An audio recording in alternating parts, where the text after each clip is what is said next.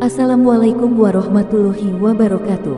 Allahumma sholli ala Sayyidina Muhammad wa ala ali Sayyidina Muhammad.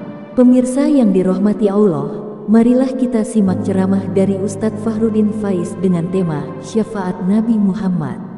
Sebelumnya marilah kita perbanyak sholawat minimal 1000 kali sehari, agar hidup kita penuh barokah dan mendapatkan syafaat kelak. Jangan lupa berikan dukungan kepada channel kami dengan memberikan super thanks seikhlasnya. Marilah kita doakan semoga Ustadz Fahrudin Faiz sekeluarga dan para penonton YouTube ini diberikan kesehatan dan diberikan kebahagiaan dunia dan akhirat. Amin ya robbal alamin. Bismillahirrahmanirrahim. Alhamdulillah, mari kita maknai hujan ini sebagai rahmat. Jangan dimaknai hujan sebagai penghalang. Jadi hujan itu fakta. Kita membacanya sebagai rahmat atau sebagai penghalang, itu pikiran kita. Kalau bahasa filsafatnya itulah makna. Maka mari kita maknai hidup kita. Apa saja fakta yang terjadi yang kita temui secara positif. Biar kita bahagia. Kita diberi apa saja oleh Allah, ayo dibaca secara positif. Biar apapun yang diberikan oleh Allah itu melahirkan syukur. Misalnya, wah waktunya ngaji kayak gini, hujan kok yo ngantuk ya. Tidak apa-apa, fakta ngantuk itu bacalah sebagai rahmatnya Allah. Alhamdulillah aku masih dikaruniai ngantuk. Bayangkan kalau makhluk Allah yang namanya ngantuk itu tidak ada. Begitu kalian pingin tidur langsung tiba-tiba pules, itu kan lebih merepotkan lagi. Karena ada ngantuk, kalian nyari-nyari posisi untuk bisa dapat tempat tidur yang enak. Apapun itu, ayo dibaca. Tidak ada makhluknya Allah, ciptaannya Allah itu yang tidak bisa jadi jalan untuk kita bersyukur dan tambah dekat sama Allah. Bahkan yang mungkin menurut kita negatif. Wah, saya sakit pak, tidak bisa hadir ngaji. Sakit itu bisa kalian baca sebagai musibah, meskipun bisa juga kalian membacanya, Alhamdulillah saya sakit pak, dosane berkurang. Alhamdulillah saya sakit pak, sekarang saya ngerti betapa manfaatnya kesehatan. Nah itu caranya ya, biar hidupnya tidak gampang sumpek, tidak gampang galau, gelisah. Mari kita baca, wong yo label itu kan dari kita. Makna itu kan dari kita. Bahkan fakta-fakta yang paling pahit sekalipun bisa kita bunyikan dengan makna yang positif. Tentu saja mungkin kalau yang jelek, yang pahit, memaknainya ini adalah pelajaran biar besok tidak begitu lagi. Oke, baik. Ini kalau Syekh Abdul Qadir Jailani lagi pengajian kok hujan, hujannya disuruh berhenti. Ya kan ada ceritanya begitu, beliau langsung teriak, wahai hujan berhenti, ini orang-orang mau belajar. Nah, itu saya Abdul Qadir Jailani. Baik, kalau kita ya kita nikmatilah. Kalau doanya Rasulullah, shayyiban nafi'an, semoga yang hadir, yang tercurah dari langit malam hari ini itu adalah curahan yang bermanfaat, curahan anugerahnya. Oke, bismillah, kita mulai ya. Malam hari ini sebenarnya tidak harus berpikir panjang-panjang, wong temanya tema cinta pada Rasulullah. Harusnya saya tidak ngomong banyak, mungkin di depan sini kita sholawatan bareng-bareng atau apa. Harusnya ngono. Neng yo susah nanti rekamannya ya. Kalian sudah siap-siap mendengarkan untuk dapat sesuatu, malah diajak sholawatan saja. Nanti sholawatan sendiri-sendiri ya. Saya mengantarkan saja dengan beberapa perspektif tentang mencintai Rasulullah. Ini cinta Rasul ini diksi yang mungkin akrab sekali dengan keseharian kita. Malam hari ini kita belajar, ayo kita gali. Kalau bahasa filsafat, ontologi dan epistemologinya. Apa dan mengapanya kok kita itu harus mencintai Rasulullah Shallallahu Alaihi Wasallam. Dari betapa mulianya Rasulullah, betapa filosofisnya hadirnya Nabi, betapa dalamnya Nur Muhammad minggu lalu. Malam hari ini kita wujudkan itu semua secara konkret dalam diri kita dengan cara mencintai Rasulullah. Bismillah ya, kita mulai. Yang pertama, kita lacak dasar-dasarnya dulu. Ini mirip di pertemuan pertama kita ya. Kemarin kita sebut bahwa hadirnya Rasulullah adalah bagian dari cintanya Allah kepada manusia. Jadi ini dasar yang pertama. Jadi hadirnya Rasul, hadirnya Nabi itu bagian dari cintanya Allah kepada kita. Ini saya ambil dari salah satu sumber. Bentuk-bentuk cintanya Allah pada kita, khususnya manusia akhir zaman ini, antara lain itu.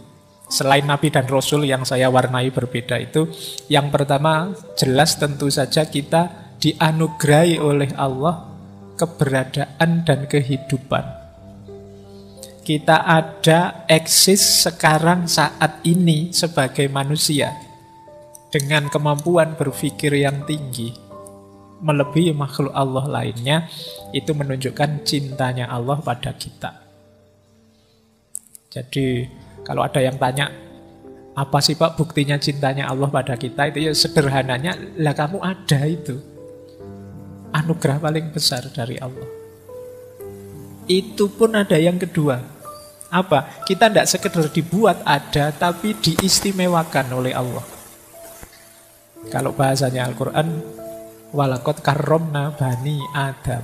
Kita ini kan anak cucunya Nabi Adam yang dimuliakan oleh Allah. Allah sendiri yang bilang, sungguh telah kami muliakan Bani Adam. Banyak fasilitas-fasilitas kemuliaan yang diberikan oleh Allah pada kita. Kita itu makhluk yang diberi kebebasan untuk milih. Kita itu makhluk yang diberi segala macam potensi dalam diri kita. Kita itu makhluk yang mikrokosmos. Unsur-unsur semesta ada dalam diri kita. Kita juga makhluk yang punya dimensi ilahiyah. Nah, ini istimewa kita. Tidak ada makhluk seistimewa manusia. Makanya iblis iri sama kita. Nah, ini yang kedua. Yang ketiga, tidak hanya itu. Allah itu menyediakan segala macam fasilitas untuk kita bisa hidup di muka bumi ini. Dan segalanya pas, sesuai, cocok, sebelum kita sendiri yang rusak. Suhu, udara, iklim, tekanan udara, jaraknya matahari dari bumi, dan lain sebagainya itu pas. Kok kita dulu diturunkan di planet Pluto yang paling kecil, mungkin kita sudah tawuran, desekan, karena planetnya kecil. Atau di planet yang paling dekat dengan matahari, mungkin kita sudah gosong semua. Pas kita itu ada di bumi, planet yang indah, hijau, untuk kita hidupi. Oh, itu tidak mungkin kebetulan. Kemudian itu pun Allah ingin kita itu bahagia, lurus jalannya, dan kembali lagi pada Allah sesuai yang diinginkannya. Maka Allah menurunkan kitab suci. Padahal kita sudah diberi akal, tapi betapa sayangnya Allah pada kita, diturunkanlah kitab suci. Itu pun Allah masih, jangan-jangan nanti kitab suci tidak dibaca, tidak dipedomani, kayak mahasiswa itu loh, sudah ditulis referensinya ini, masih tidak dibaca. Kadang-kadang dosennya memfotokopikan ini, ya tolong difotokopi, dibagikan, itu pun tidak dibaca. Nah, mungkin Allah ngerti, wah menungso tidak jauh-jauh dari mahasiswa ini mesti. Sudah ada Al-Quran, sudah ada kitab suci, yo membacanya males, apalagi memedominya. Sudahlah, langsung dikasih penuntun. Namanya Nabi atau Rasul. Oh, ini betapa sayangnya Allah sama kita. Nah, ada lagi beberapa yang lain. Ini kalau dijelaskan satu-satu panjang. Ada juga rezeki, itu pasti ya. Kemudian luasnya ampunan. Iblis salah langsung dihukum. Tapi kita yang akhir zaman ini dibuka lebar-lebar terus-menerus ampunannya Allah. Masih ada kesempatan loh, ayo tobat. Kita ini bolak-balik bilang, ini akhir zaman loh, ini akhir zaman loh. Tapi tidak pernah tergerak hati kita. Loh kalau akhir zaman, cepet-cepet tobat, minta ampun sama Allah. Kita kan rame akhir zaman itu kan cuma pingin rame di medsos saja, atau pingin bikin konten apa ini. Inilah ciri-ciri zaman sudah akhir mungkin. Tapi terus apa yang harus kita lakukan kalau memang ini zaman sudah akhir? Jangan lupa, selama bel belum berbunyi, ampunannya Allah masih terbuka. Nah, ini istimewa kita. Allah tidak menyegerakan siksanya. Makanya Allah menunda hukuman. Siapa tahu nanti tobat, siapa tahu nanti insaf, siapa tahu nanti minta ampun, maka tidak langsung dihukum. Beberapa umat terdahulu ada yang oleh Allah langsung diingatkan dengan cara dihukum, tapi di kita tidak. Kita diistimewakan hari ini antara lain dengan Allah menunda hukuman. Kemudian melipat gandakan pahala. Ini Allah kan ya sangat sayang dengan kita, maka kadang amal kecil saja pahalanya bisa luar biasa. Jadi ini untuk menarik kita agar suka dengan jalan kebenaran, jalan kebaikan. Maka oleh Allah dipromosikan kebenaran dan kebaikan itu dengan pahala yang berlipat ganda.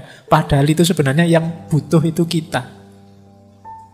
Untuk melatih jiwa berbagi dengan sesama, Allah menjanjikan barang siapa bersedekah membantu saudaranya, pahalanya 700 kali lipat misalnya.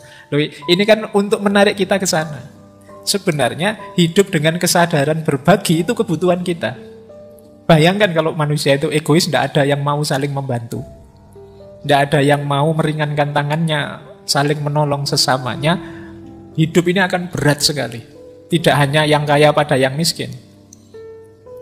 Kalau orang miskin juga tidak mau bantu yang kaya, tidak ada yang mau disuruh kerja, motong rumput, tidak ada yang mau disuruh jadi juru masak, tidak ada. Ya pontang-panting juga yang kaya. Kesadaran saling berbagi, saling membantu, saling menolong, itu kan kebutuhan kemanusiaan.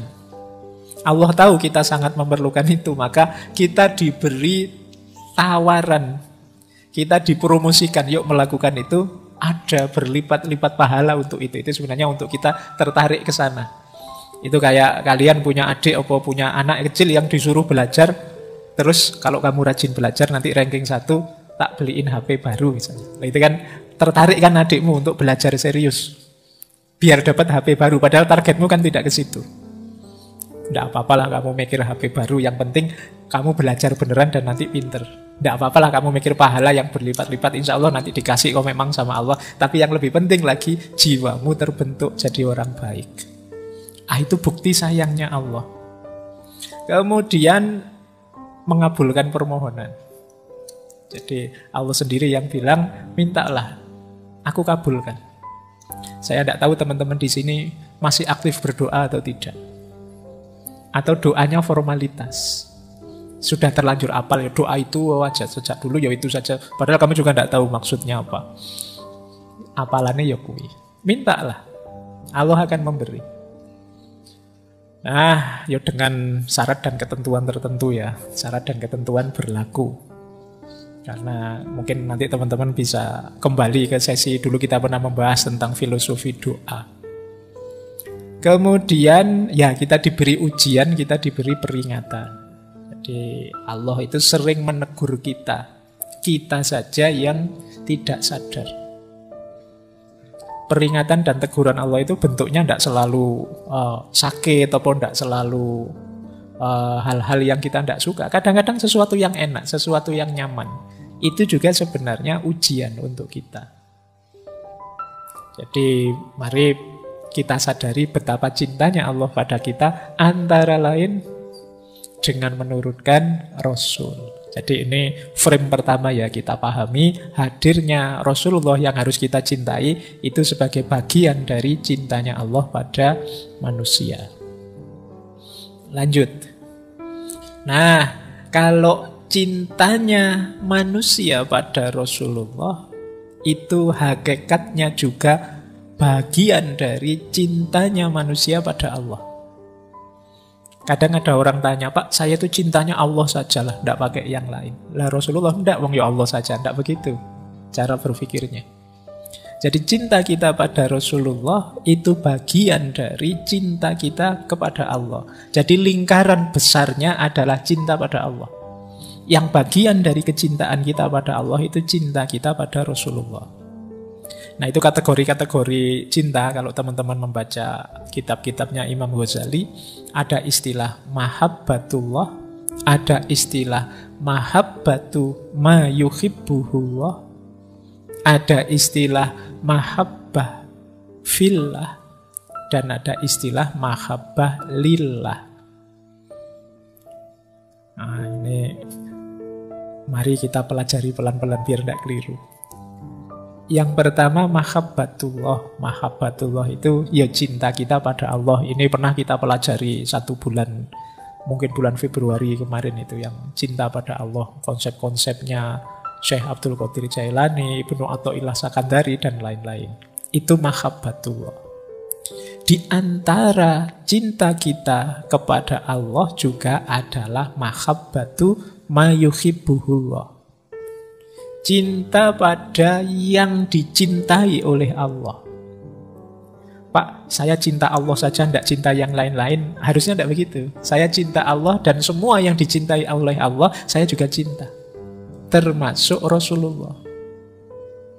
Maka saya cinta kebaikan, saya cinta kebenaran, saya cinta kemanusiaan dan lain sebagainya. Karena hal-hal itu dicintai Allah. Termasuk Allah sangat mencintai kekasihnya nomor 1 namanya Muhammad. Itu yang disebut mahabbatu ma yuhibbuhullah. Yo, kalau kayak kalian kalau punya pasangan, punya pacar misalnya, itu kan biasanya kalian tidak hanya seneng pasanganmu saja, tapi hal-hal yang berhubungan dengan pasanganmu kan kamu juga ikut seneng.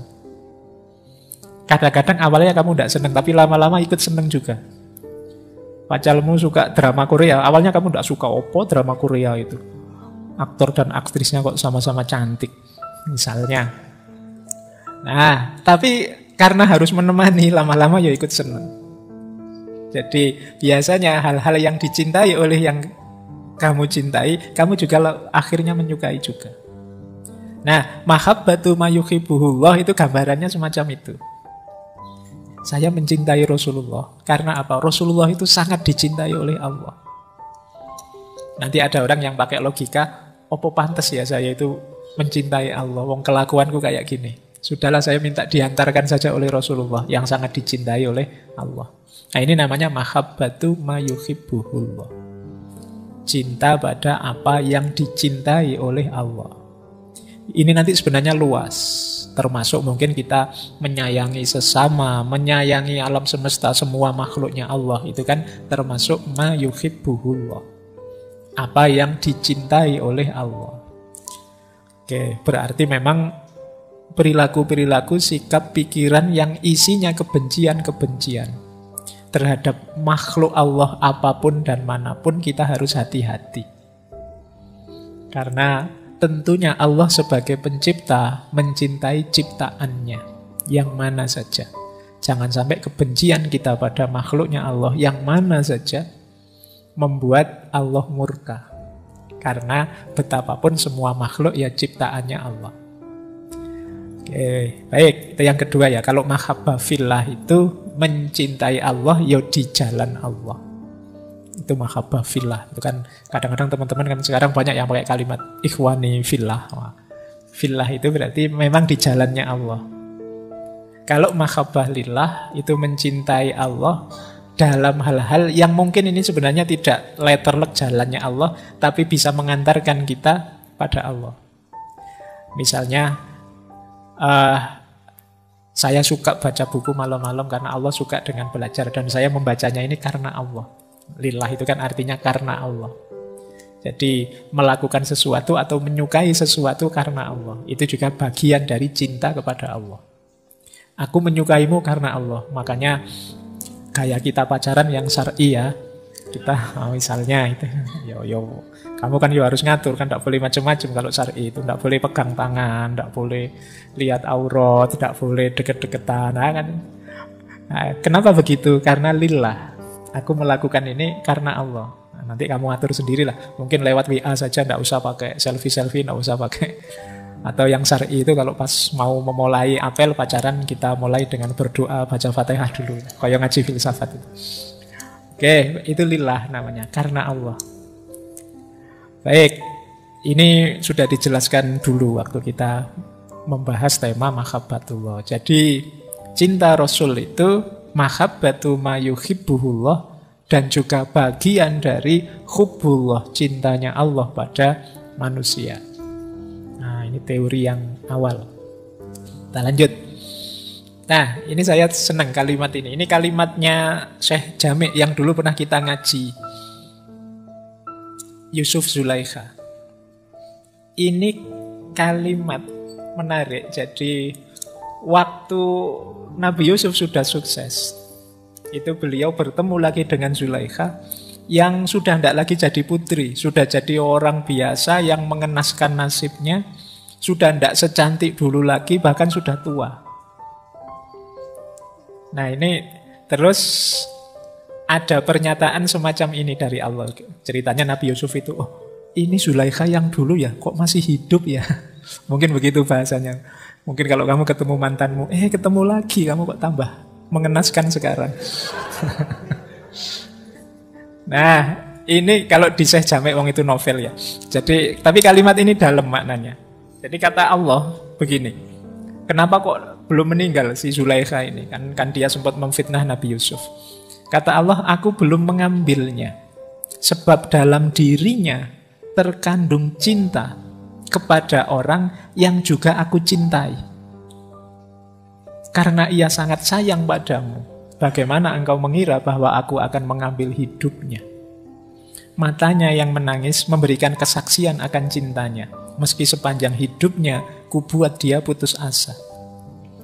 Nah, kini aku akan membuatnya kembali muda. Ia telah memberikan kepadamu jiwanya yang sangat berharga. Jika aku sekarang memberkainya, jadikan ia sebagai bagian jiwamu. Nah, kalau di novelnya Jami' kan kemudian menikah Yusuf Zulaikha ini. Jadi kenapa sih kok Allah tidak mengambil tindakan pada Zulaikha ini? Karena Allah sayang, cinta sama Nabi Yusuf, sementara dalam hatinya Zulaikha ada Nabi Yusuf. Tidak mungkin aku menghancurkan dia. Karena dalam hatinya ada dirimu, sementara aku sangat mencintainya.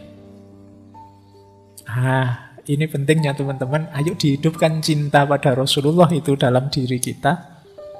Berarti di batin kita, di kolbu kita ada Rasulullah. Nah, kalau sudah ada makhluk yang paling dicintai Allah itu dalam batin kita, ya insya Allah seperti firman-Nya Allah pada Nabi Yusuf ini. Apa ya tego aku melakukan yang menyakitkan pada dirinya, wong dalam hatinya ada dirimu yang aku cintai. Nah ini silahkan teman-teman pakai logika ini kalau ada yang tanya, kenapa sih kita harus mencintai Rasulullah, kenapa kita memperbanyak sholawat dan lain sebagainya. Dalam rangka apa? Menghidupkan Rasulullah dalam diri kita. Menghidupkan kemuhammadan kalau pakai diksi minggu lalu. Berarti apa? Ada yang paling disayangi Allah dalam diri kita. Kalau yang paling disayangi Allah dalam diri kita hadir, tentu saja Allah akan sayang pada kita. Nah, meskipun mungkin yang datang ke kamarmu itu tidak suka sama kamu, tapi kan akhirnya datang sama kamu juga. Nah itu cara berpikirnya begitu. Nah ini saya ambil dari kisahnya Yusuf dan Zulaikha dari Syekh Abdurrahman Jami'. Tapi memang ada juga kisah nyata, kalau tadi kan karangannya Syekh Jami'. Kisah nyata tentang Rasulullah, ini saya baru saja dapat tadi sore. Jadi ada seorang ulama bernama Syekh Isa Bayanuni. Beliau ini dari desa Bayanun di kota Aleppo, Suriah. Syekh Isa ini sangat mencintai Rasulullah. Sampai satu ketika beliau bermimpi bertemu Rasulullah. Rasulullah terus bilang padanya, wahai Bayanuni, kami sudah menyiapkan tempat untukmu di dekat kami.